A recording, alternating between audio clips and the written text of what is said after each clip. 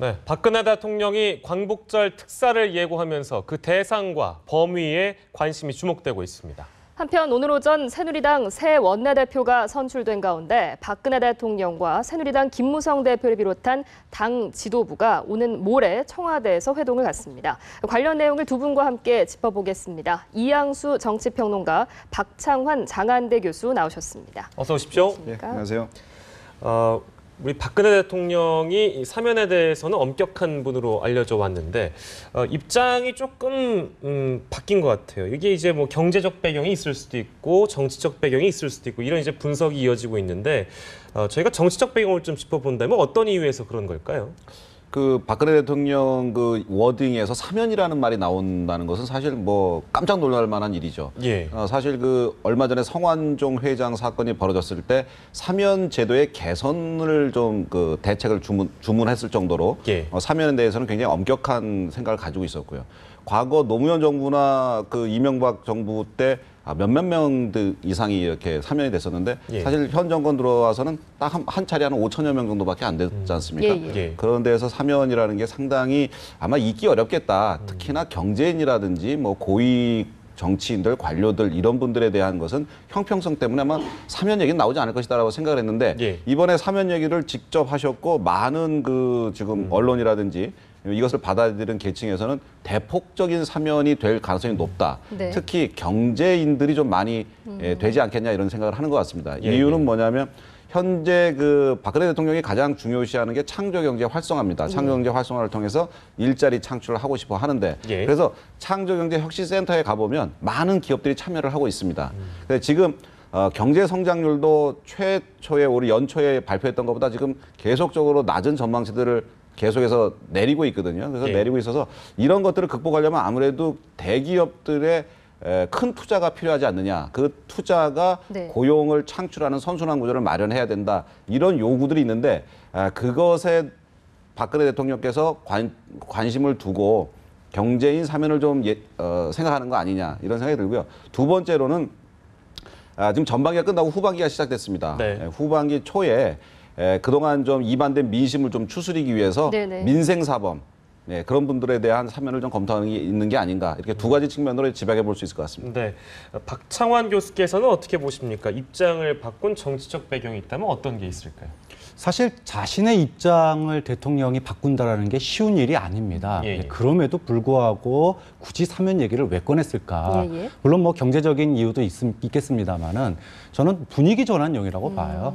그동안의 메르스 사태 그리고 원내대표 찍어내기 논란 이것 때문에 지지율이 지금 사실 뭐 갤럽 조사에서도 계속 그 바닥에 가까운 지지율을 계속 보이고 있는데 후반기 국정 운영을 해 나가는 데 있어서 이런 낮은 지지율이 상당히 걸림돌이 됩니다. 결국은 지지율의 어떤 좀 뭐랄까 환기가 필요한 상황인데 역시 뭐 풀어주고 인심 써주는 게 가장 분위기 전환에는 좋은 게 아니겠습니까? 이제 문제는 이게 너무 빠르다라는 거예요. 불과 한두 달 전만 하더라도 사면은 안 된다. 국민적인 합의가 있어야 된다. 이렇게 얘기를 했는데 지금 어떤 기준도 사실을 안 내놨기 때문에 대폭적인 사면이 될 가능성이 현재로서는 높아 보이거든요. 국민적인 합의가 사실은 없습니다. 뜬금없이 사실 지금 나온 건데 그런 측면에서 어떻게 자기 부정을 갖다가 뛰어넘으면서 사면의 모양새를 국민적 합의를 이끌어낼 수 있을지 좀 어떻게 보면은 사면을 통해서 국면 전환을 하려고 했는데 오히려 사면이 또 다른 논란을 낳을 가능성도 저는 있다고 봅니다. 그렇다면 실제로 사면을 하기 전까지 좀 여론의 향방 같은 걸 좀 참고하지 않겠습니까? 물론이죠. 우리가 그동안에 이명박 대통령도 그렇고 그전에 노무현 대통령 할 것 없이 사실 대한민국만큼 사면이 흔한 나라가 없습니다. 독일 같은 경우에 60년 동안 사면이 3차례인가 4차례밖에 없었다 그래요. 근데 저희는 1년에 서너 차례씩 하고 있습니다. 근데 주되게 사면받는 사람들이 물론 민생사범 그래가지고 일반인들도 사면받는 경우도 간혹 있지만은 대체로 경제 활성화를 위해서 재벌들 불러주고 국민 통합한다고 부정부패한 정치인들 풀어주고 이게 우리가 1년 내내 봐왔던 1년에 서너 차례씩 봐왔던 사면이거든요. 박근혜 대통령이 거기에 대해서 얼마나 쓴소리를 했습니까? 당선인 시절부터 시작해서 최근까지 정말 가장 많이 한 말 중에 하나인데 이런 말을 갖다가 바꾸려면 국민적인 합의가 분명히 필요합니다. 지금 경제 활성화 아까 뭐 창조 경제 얘기를 해주셨지만 과연 재벌을 풀어주는 게 정말 경제의 선순환 효과를 만들어 주느냐? 예. 오히려 이 민생 경제의 어떤 그 체감 효과 쪽으로 가야 되는 거 아니냐라고 하는 논란도 있고요. 예. 국민 통합. 사실 박근혜 대통령이 국민 통합하겠다 그래서 대통령 된 분이신데 뭐 부패 정치인들 풀어주는 게 과연 국민 통합인지 지금 부패와의 전쟁 전 총리부터 시작해서 아직 시작도 안 됐거든요. 예. 시작도 하기 전에 부정부패한 정치인들 풀어주는 게 과연 국민 통합이 될 수 있느냐 예. 이런 반론도 상당히 많이 있기 때문에 여론의 향방에 따라 박근혜 대통령이 지금 기준을 안 내세운 예, 것이 예. 결국은 여론을 보면서 뭐 민생 중심으로 갈지 네. 아니면은 재벌들을 그중에 한두 명 끼워 넣을지 이런 수위가 결정되지 않을까 싶습니다. 네, 뭐 법무부에서 검토를 하고 있고 또 이제 시간이 좀 어느 정도 있기 때문에 과연 그 대통령이 언급한 국민적 합의를 어떻게 만들어내는지는 저희가 좀 지켜보도록 하고요. 여당으로 좀 가보도록 하겠습니다. 오늘 이제 드디어 신임 원내대표하고 정책위의장이 선출이 됐어요. 네. 원유철 원내대표, 김정훈 정책위의장인데 당청 관계 복원이 어떻게 보면 가장 큰 숙제가 아니었을까 싶은데요. 잘 해낼 수 있겠습니까? 원유철 당의 원내대표 이번에 이제 취임 일성으로 얘기한 게 이제 당청 관계가 긴밀한 협력 관계지 대립과 긴장 관계는 아니다라고 이야기를 했습니다. 예. 그러면은 이제 유승민 원내대표처럼 수평적 당청 관계보다는 아무래도 새누리당 그 당헌 당규 8조에 돼 있는 대로 여당은 대통령한테 협조를 하고 그 결과에 대한 책임을 진다. 예. 거기에 더 입각해서 이야기하는 것 같고요. 그다음에 그런데 원칙 없는 타협은 없다. 야당에 대해서도 이렇게 얘기를 했습니다. 그래서 예. 당청 관계를 이제 신경을 쓰면서 긴밀하게 협력을 해 나가면서 야당과 협상할 것은 협상하되 원칙 없이 물러서는 일 없다. 이건 아무래도 지난번에 국회법 개정안을 염두에 둔 것 같아요. 그래서 지난 유승민 원내대표 때 했었던 것들보다는 예. 내가 당청 관계도 좀 더 가까이, 여야 관계는 좀 더 원칙적으로. 사실 유승민 원내대표 최초의 교섭단체 대표 연설을 할 때 그 교섭단체 대표 다 듣고 난 사람들이 야당 원내대표가 한 거 아니야? 라고 얘기했을 정도로 그렇죠. 사실은 야당에서 오히려 환영하는 목소리가 더 컸었거든요. 그래서 유승민 원내대표 스탠스가 아니고 기존의 새누리당의 정체성에 좀 걸맞는 다소 유승민 원내대표는 우클릭한 차원의 원내대표가 되지 않겠느냐 이런 생각이 들고요. 예. 근데 원래 이분의 성품은 굉장히 유합니다. 융통성이 있고 협력이나 타협 이런 것들을 좀 중시하고요. 또 말이 그렇게 많은 성격이 또 아니라고 저는 예, 그 도의 28살 때 도의원으로 최연소 예, 경기도의원으로 당선이 된 이후에 15, 16, 17대만 빼고 18, 19 4선을 기록한 분인데 여러 가지 당내 선거에 있어서 선출직으로 그렇게 출마를 안 하셨어요.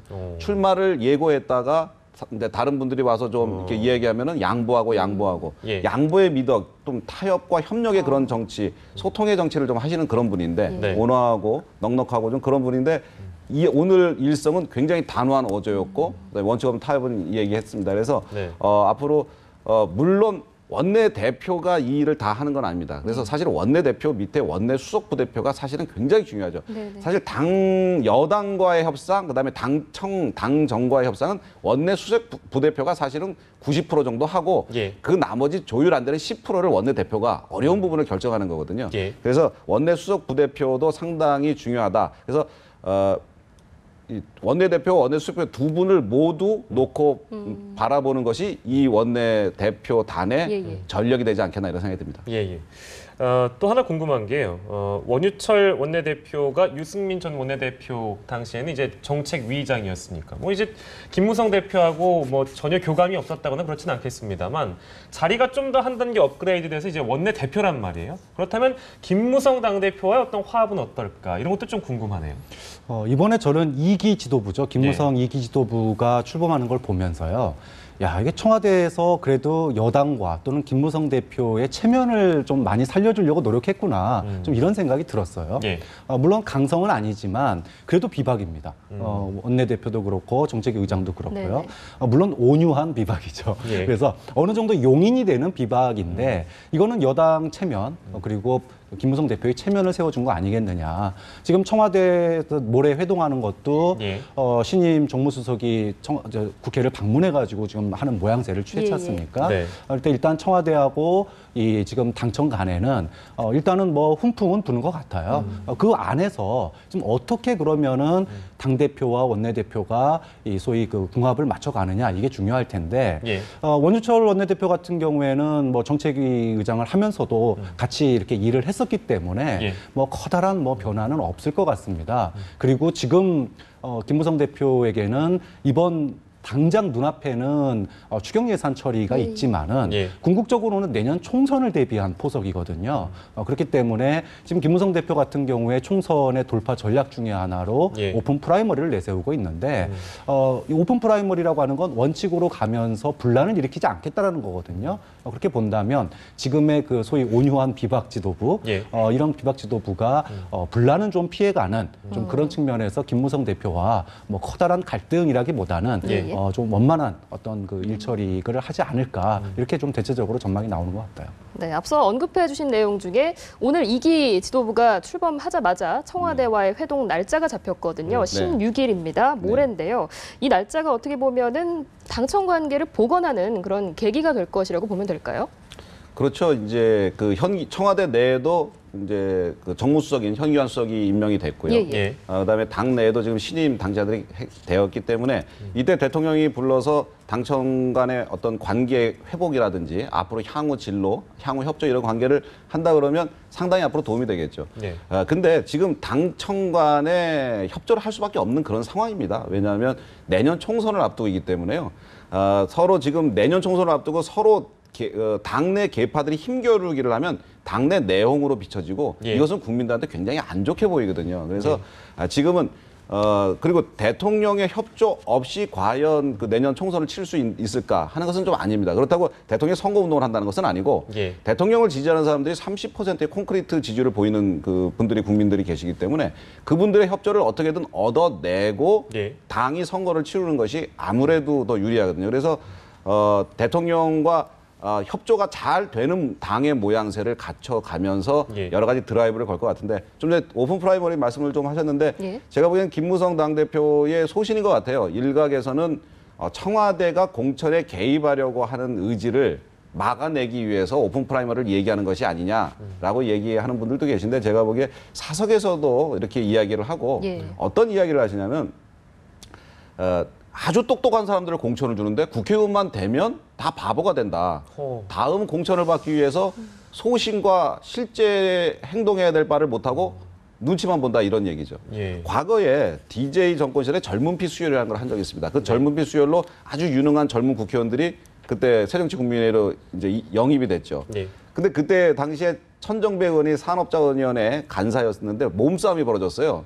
근데 정균환 당시 새천년민주당 새정치국민회의죠. 그때 예. 정균환 사무총장이 그 젊은 피들 오라 그래라 그래갖고 왔는데 이분들이 새로운 정치를 해야 되는데 몸싸움을 할 수는 없지 않습니까? 예. 그거 맨날 비난하던 분들인데. 그렇죠. 근데 정균환 사무총장이 뭐 하는 거야? 그랬더니 바로 그 대여섯 명의 젊은 피들이 몸싸움에 동원되는 그런 아찔한 상황을 경험했었거든요. 예. 그렇다 그러면 정말 오픈 프라이머리가 대한민국 미래나 장래를 위해서는 필요하다.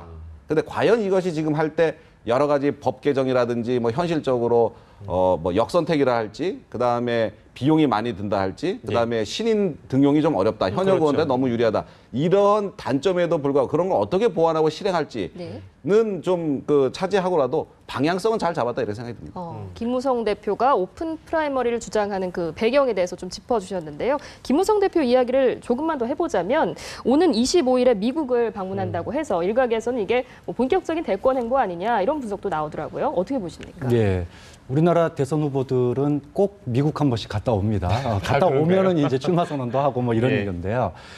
김무성 대표로서는 고민이 좀 많을 것 같아요. 일단 당청 간의 소통은 제자리로 돌아왔습니다. 일단 청와대에서 형식을 갖춰가지고 모레 만나요. 예. 근데 이게 대비 효과거든요. 2달 동안 안 만나주다가 만나니까 예. 마치 이제 소통이 정상 회복된 것 같은데 그럼 2달 전에는 소통이 잘 됐냐? 그건 아니거든요. 서로 일방적인 주장했고요. 만났어도 서로 딴 얘기했거든요. 그런 측면에서 지금 추경 예산이 급하니까 예. 청와대에서도 지금 여당 지도부의 이 면을 살려주고 있지만 추경 예산이 끝나고 하반기가 들어서면은 뭐 공천 관련된 시스템 문제라든지 아까 말씀하셨던 오픈 프라이머리라든지 네네. 또는 이 당내의 계파 갈등을 둘러싼 논란들 예. 이런 부분들을 김무성 대표가 해결해야 될 과제거든요. 근데 이거를 앞으로 이제 어떻게 해결해 나가느냐. 그럴 때 이런 어떤 당 내에 문제가 있을 거고요. 예. 또 하나는 지금 국민들, 그러니까 소위 집도키는 박근혜 대통령과 화합하는 모습을 보여줌으로써 30%의 지지율을 자신의 지지층으로 끌어들인다는 전략이겠지만 예. 바깥에 있는 중도층은 상당히 지금 냉담하거든요. 그럼 바깥에 있는 소위 산토끼, 들토끼들에게 국민들에게 어떠한 비전을 제시를 해야 된단 말이죠. 예. 이런 비전 제시에 여러 가지 분야가 있을 수 있습니다. 꼭 뭐 경제뿐만이 아니고요. 예. 외교나 정치 이런 부분들이 있기 때문에 이번에 미국에 가는 것도 어떻게 보면은 큰 차원에서 향후 미래의 비전의 어떤 하나의 스텝을 밟는 거 아니냐. 예. 그런 측면에서 이해를 하면 될 것 같습니다. 확실히 아무튼 김무성 대표가 유승민 사태 이후로는 이제 제자리를 점점 찾아가려고 하는 그런 모습을 보이는 것 같습니다. 이제 야당 얘기를 좀 해볼게요. 이 재미있는 발언이 나와가지고요. 이걸 좀 여쭙고 싶은데 오늘 그 경제 특강을 했다고 하더라고요. 야당이 경제 특강을 했는데 박원순 시장이 강의를 했어요. 근데 거기서 이런 얘기를 했다고 하더라고요. 광주를 자주 가고 싶지만 못 간다. 호영호자를 못 한다. 형을 형이라고 못 부른다. 근데 이 자리에 문재인 대표가 있었거든요. 이거 뭐라고 저희가 해석해야 되겠습니까? 그래서 박원순 시장이 이제 서울시장의 입장으로서 예. 광주에 자주 못 간다 하는 것은 서울시장의 직분은 서울 시민을 위해서 일해야 되는 건데 그렇죠. 광주는 사실 그 새정치민주연합의 텃밭이죠. 예. 많은 지지자들이 있는 그런 곳인데 거기에 못 간다는 얘기는 내가 대권 행보를 좀 하고 싶은데 못 한다. 광주 가면 또 이제 그런 기사 나오고 하니까. 당연히 광주 가서 인사를 드리면 서울시장이 서울시 시정에는 관심이 없고 대권 행보에만 열을 올리고 예. 있다. 이런 기사와 그런 눈초리가 있을 것이 당연하기 때문에 예. 본인이 제가 광주 시민을 엄청 사랑하기는 하지만 예. DJ 정신이 깃들어져 있는 DJ 정신을 계승하고 싶은 그런 생각은 있지만 예. 거기 가지 못한다 하는 그런 점을 이해해달라고 하는 홍길동 코스프레 네. 흉내내기 그렇게 생각이 듭니다. 네, 문재인- 박성환 예, 교수께서는 어떻게 보시는지 궁금한데요. 뭐 문재인 대표를 의식했다고 저희가 봐야 되는 걸까요? 아무래도 지금 새정치민주연합 내 사정이 되게 복잡합니다. 예. 사실 박원순 시장으로서는 이제 차기 대선 주자로 가고 싶더라도 지금 어느 편을 들 수가 없어요. 뭐 혁신안을 추구하고 있는 친노나 또 거기에 대해서 반발하고 있는 비노나 근데 다 어쨌든 주된 지지층이 서로 좀 상반되거든요. 네. 이 상황에서 나서가지고 뭐 행동 하나 잘못하면 양쪽에서 다 서운할 일이거든요. 예, 예. 그러니까 지금 먼저 나설 필요가 없는 거고요. 조금 더 특히나 이제 현직 시장입니다. 어떤 상황이 무르익기 전까지는 어떤 결정을 하기가 쉽지 않은 자리이기 때문에 네. 현재로서의 그 정도 스텝, 애매한 스텝, 그러니까 뭔가 상상력을 자극하는 그 정도의 말을 하는 게 예. 어떻게 보면 박원순 시장이 정답으로 내놓은 거라고 할 수 있는 거죠. 뭐 이래저래 조심스러울 수밖에 없는 상황인 것 같고요. 말씀하신 그 복잡한 새정치민주연합 상황을 좀 짚어보겠습니다. 예. 어제 당무위에서 혁신안이 가결되기는 했지만 그 전에 열린 최고위원회의에서 좀 갈등이 노출이 됐습니다. 일각에서는 문재인 대표가 너무 리더십을 발휘하지 못하는 거 아니냐 이런 비판도 나오는데 어떻게 생각하십니까? 일단 문재인 당대표의 리더십뿐만 아니고 지금 혁신위 자체의 권위라든가 이런 게 좀 상당히 흔들리고 있는 예, 것 같아요. 왜냐하면 최고위원회에서 이제 아주 경로를 벌이고 고성이 오갔단 말이에요. 그런데 사실 처음에는 혁신위원회 모든 권한을 다 주겠다 그랬어요. 그렇죠. 그럼 만들면 그게 바로 시행이 돼야 되는데 최고위에 와서 이게 논의가 되는 구조가 됐단 말이죠. 그러면 혁신위가 모든 권한을 다 가지고 있는 게 아니죠. 최고위와 상의해야지만 된다는 얘기입니다. 그렇죠. 그리고 혁신위에서 만든 모든 안들이 다 통과된 게 아닙니다. 예. 사무총장 폐지라든지 몇 가지 그런 것들이 통과됐지만 최고위원회 폐지 같은 것들은 통과가 안 됐습니다. 예. 더 상정 논의하기로 자체도 안 했죠. 됐죠. 예. 그렇기 때문에 혁신위에서 과연 그 새정치민주연합을 완전히 리모델링 할 수 있을 거라는 그런 예측이 지금 깨지고 있습니다. 네. 애초에 사실 뭐 그게 큰 기대를 많이 하는 분들은 안 계시겠지만 예. 어쨌든 그 기대를 가지고 있었는데 그런 게 깨진 분들도 계세요. 그래서 앞으로 혁신위원회의 활동이 좀 더 위축이 될 것 아닌가 이런 생각이 많이 들고요. 예. 그리고 이번에 나온 것 중에 사무총장제 폐지라든가 그래서 뭐 5개의 본부장을 만들고 본부장 하는 위원장 체제를 예. 두겠다 뭐 이런 얘기를 하고 있는데 이거는 대표의 권한을 사실 강화해 주는 겁니다. 지금 친노 세력과 그다음에 비노 세력이 나눠진다고 보면은 비노 세력은 혁신의 핵심은 친노 주류의 이선 후퇴. 이것을 혁신의 핵심으로 보고 있는데 그거 안 하고 이제 다른 걸로 해가지고 비노의 마음을 얻어야 되는데 오히려 마음을 얻는 게 아니고 당대표의 권한을 강화해 줌으로써 마음을 더 멀어지게 하고 있거든요. 그래서 이렇게 되면 신당 추진 논의가 좀 더 활발해지지 않겠느냐. 혁신위가 당을 혁신해서 당을 하나로 똘똘 뭉치게 하는 것이 아니고 네. 이 혁신안으로 인해서 오히려 비노에게 명분을 줘서 당을 분열하게 만드는 거 아니냐 이런 예측이 가능할 것 같습니다. 저 야당 얘기하면은 제가 나오신 게스트한테 공식적으로 묻는 질문인데요. 거의 결론이 없는 질문이긴 한데 조금 어렵습니다. 그럼 문재인 대표는 어떻게 해야 됩니까?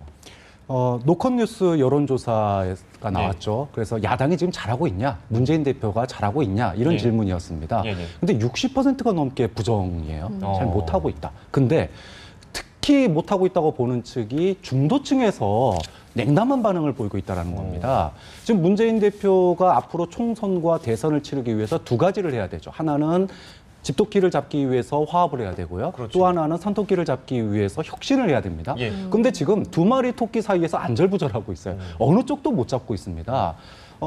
능력이 안 되면은요, 하나로 집중할 필요가 있다고 생각해요. 지금까지 당대표 취임하고 나서 재보궐선거부터 시작해서 예. 제대로 한 게 하나도 없단 말이죠. 그러면은 어디를 보고 할 거냐라는 겁니다.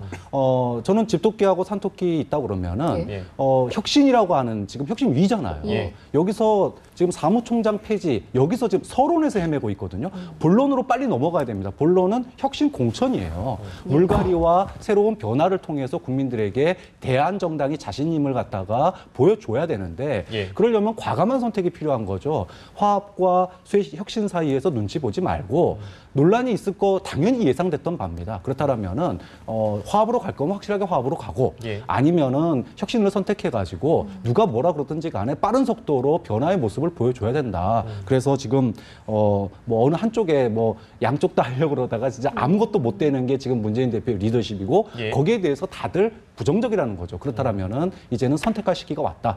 당 깨지는 거 둘째치고 예. 국민들 앞에 우리가 대안이라는 걸 먼저 보여줘야지만이 그 깨진 당 내에서도 큰 역할을 할 수 있는 거죠. 선택과 집중이 필요하다 이런 지적이시고요. 네. 간단하게 한 말씀만 제가 단적으로 부탁드립니다. 한마디로 정리하면 예. 당 대권 분리하면 됩니다. 그래서 당권 대권 분리해야 된다. 예, 당권에 대해서는 비노, 친노 다 참여하는 탕평적 지도부를 만들고 본인은 대권에 올인하는 것이 당도 살리고 본인이 대권에 좀 더 가까이 가는 지름길이 아닐까 이런 생각이 듭니다. 당권, 대권 분리 이 부분을 지적해 주셨습니다. 오늘 말씀 여기까지 듣겠습니다. 두 분 고맙습니다. 고맙습니다.